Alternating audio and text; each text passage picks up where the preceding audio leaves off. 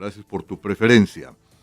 El día de hoy vamos a platicar con el doctor Marco Antonio Polo Scott, una eminencia del manejo de la mente, del estudio de la mente. El tema es los traumas de una separación familiar por la deportación, que lo estamos viendo. Doctor Polo, buenos días, ¿cómo estás, hermano? Buenos días, hermanito, buenos días, Andrés, Jenny, amigos, amigas, excelentemente saludándote desde la Ciudad de México. Ok, gusto, en verdad que qué gusto siempre escuchar tu voz. ¿Cuáles son los efectos, querido doctor, de la separación familiar debido a una deportación? Hermanito, quisiera hacer una pequeña entrada Sí, aclarando que yo he seguido por muchos años, más de 25 años, el fenómeno de la migración sí. y he visto sus consecuencias. Ujú, Sin embargo, a partir de la llegada a la presidencia de Donald Trump, ujú, esto ha traído una serie de complicaciones en todo el mundo, como lo sí, sabemos. sí, Esto incluye a los ciudadanos americanos, sobre todo los de origen migrante. Entre los más afectados se encuentran los migrantes latinos y sus familias por las constantes amenazas y hoy las realidades de la deportación. sí.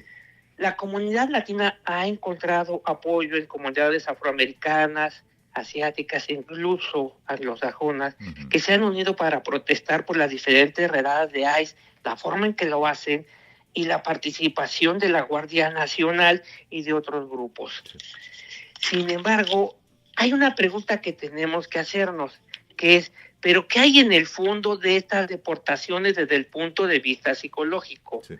Y algo que tenemos que tener claro es que la migración en sí, por sí misma, trae un gran estrés y conlleva una serie de peligros. Incluso una vez que se cruza la frontera, pues siempre hay la posibilidad de ser deportado en Ujú, cualquier momento. sí, Ese estrés va a permanecer y se ha extendido a través del tiempo. ujú, Con el tiempo, muchos de estos migrantes formaron su proyecto de vida en Estados Unidos, es decir, formaron una familia. ujú, Algunos lograron regularizar su situación migratoria, otros no.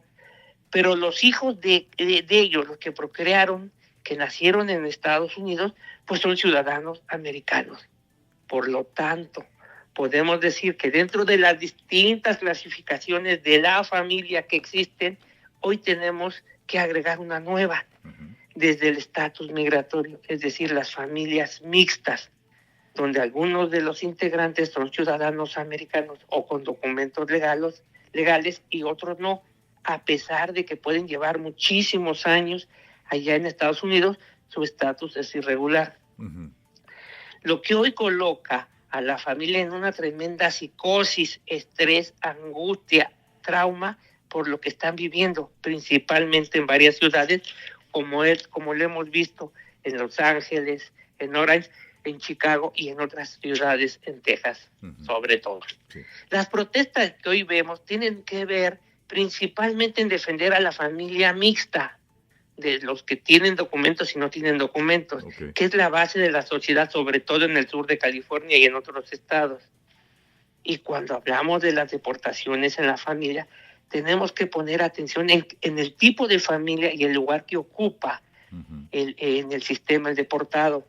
Cada integrante del sistema familiar lo va a vivir de manera diferente. Entonces, cuando vemos a la familia desde sus integrantes y las deportaciones, primero encaja una clasificación la cual nosotros llamamos la familia mixta nuclear, donde existen padres, existen hijos. Los padres regularmente o en algunos casos no cuentan con documentos. Cuando se deporta a papá o a mamá o ambos, los hijos quedan o pueden quedar en total indefensión. Los hijos mayores tendrán que ocupar el lugar de los padres. Y es posible que se rompa el esquema familiar. Existe un gran dilema. ¿Nos quedamos en Estados Unidos o nos vamos con nuestros padres a su país de origen? ujú, También tenemos la familia mixta extensa, que incluye abuelos, tíos y primos. Es muy de la comunidad de los latinos, de nosotros, por ejemplo, los mexicanos, que ya nos establecimos en Estados Unidos y de momento necesitamos quien nos apoye en el cuidado de los hijos y agarramos y le decimos a uno de nuestros parientes, de nuestras hermanas, primas, tías, abuelas, ¿por qué no te vas para allá y me apoyas cuidando a los hijos? Pues ya tenemos un negocito y buscamos quien nos puede echar la mano y que sea de confianza. Uh-huh. Y tenemos que recordar que cada uno de los integrantes ocupa un espacio en el sistema familiar y que ese espacio tiene un peso específico que puede fracturar a la familia. La pregunta sería, ¿qué tan significativo es la salida de uno de ellos por la deportación? Y aquí siempre tendremos que ligar el aspecto psicológico al aspecto económico. ¿Cómo se mueve esto? Por otro lado, no todas las familias cumplen los criterios. De antes, a veces los papás se separaron, o uno de ellos se fue, o uno de ellos murió. Entonces tenemos las familias mixtas uniparentales, a veces con hijos mayores. Uh-huh. Cuando deportan al papá o a la mamá a la cabeza, los hijos mayores o el mayor tendrá que ocupar su espacio y tendrán que reajustarse nuevamente en lo psicológico y en lo económico. Qué difícil. Hay un drama más fuerte que son las familias mixtas uniparentales con hijos menores. Uh-huh. ¿Qué va a pasar con estos niños? Y muchas de las veces otros familiares se harán cargo, en tanto la mamá se puede establecer en su país de origen y puede mandarlos a traer consigo. ¿O qué decisiones va a tomar? Preferir quedarse sin sus hijos en su país de origen y dejar que sus hijos crezcan en Estados Unidos. ¿Qué decisión tan fuerte se tiene que tomar? Y evidentemente todas las implicaciones psicológicas que existen. Y decimos que cuando un miembro de la familia es deportado, la familia enfrenta una dificultad en la toma de decisiones para reunirse de nuevo o permanecer separados. Uh-huh. Las deportaciones traen daños colaterales para la familia, como dificultades económicas, las culturales, donde la familia debe permanecer junta o separada, y las psicológicas, y que los afectados principalmente son los niños. Me comentaba hace un par de años un deportado que me decía, mexicano, me decía que lo más difícil para él es que llegó a un país que no conoce, a pesar de que había vivido muchos años en él. Cuando se fue y regresa 20 años después, dice, es que este no es el país de que yo me fui, y evidentemente el país ya había cambiado. El impacto emocional es muy fuerte y podemos decir que una de las emociones que más se manifiesta es la tristeza por la desaparición forzada, pero también el enojo, y muchas de las veces el enojo consigo mismo es cómo fui tonto al haber asistido a tal lugar o haber estado en tal lugar, por qué no tomé medidas precautorias, por qué nunca planeamos qué íbamos a hacer con esta situación. Uh-huh. El estatus de deportabilidad del migrante provoca un sufrimiento emocional y psicológico directo, se extiende a la familia. Incluso muchos de los efectos mucho de lo que estamos viendo ahora, sus efectos los vamos a ver al tiempo, sobre todo en mujeres y en niños, por el lado de la familia que se queda en Estados Unidos, y del deportado en su país de origen. Se va a trasladar al tiempo y no se va a quedar simplemente en esto. ¿Qué es lo que hoy vemos que va a estar ocurriendo? Va a haber muchos recuerdos intrusivos del deportado y de la familia. Un estado de ánimo negativo, ¿qué caso tiene? Mucha hipervigilancia, sobre todo, si ya se llevaron a papá, ahora ¿quién más se pueden llevar? Ansiedad y preocupación excesivas y persistentes.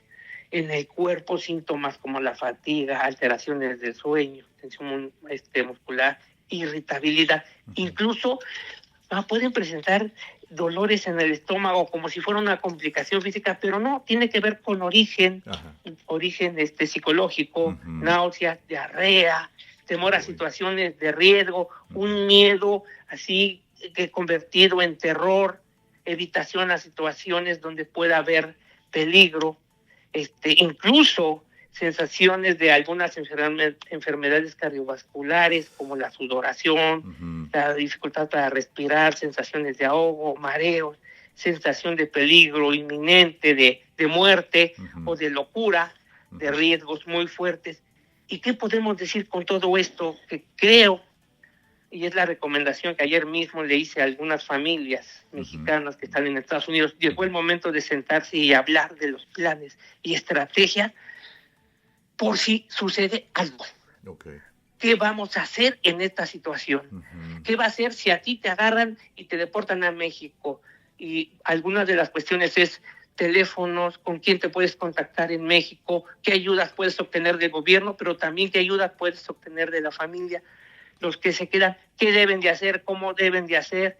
Los ciudadanos americanos no estarían en riesgo, pero los que no tienen sus documentos en regla, que sigue sabiendo que muchos de ellos tienen que salir a ganarse la vida, pero ¿qué podemos hacer en estos tiempos tan difíciles y tan complicados, donde la cuestión psicológica, económica y cultural están tomadas de la mano? Uy, ¿ves qué escenario tan complicado? Pero como esto es el momento para mucha gente de sentarse con todos los integrantes y ver cuál es el plan alternativo. Doctor, ¿cómo te agradezco esta llamada? En caso de ser necesaria una consulta, ¿en dónde te localizamos, doctor? Sí, ahorita tengo abierto el teléfono para todas las llamadas que me soliciten apoyo para hacer este tipo de planes, sí. Y el celular, que es en el que me estoy comunicando, que es el 55 54 36 97 19. Repito, 55 54 36 97 19. Estoy para servirles y orientarlos en cómo realizar planes alternos de emergencia. Correcto, con el previo más 52 porque es en México, ¿verdad? Así es, hermanito, sí. Entonces, más 52, 55, 54, 36, 97, 19. Doctor Polo, que estés muy bien. Muchísimas gracias, hermanito, y seguimos en contacto. Excelente día. Gracias. Las 5 de la mañana con 40 minutos, que no se te haga tarde.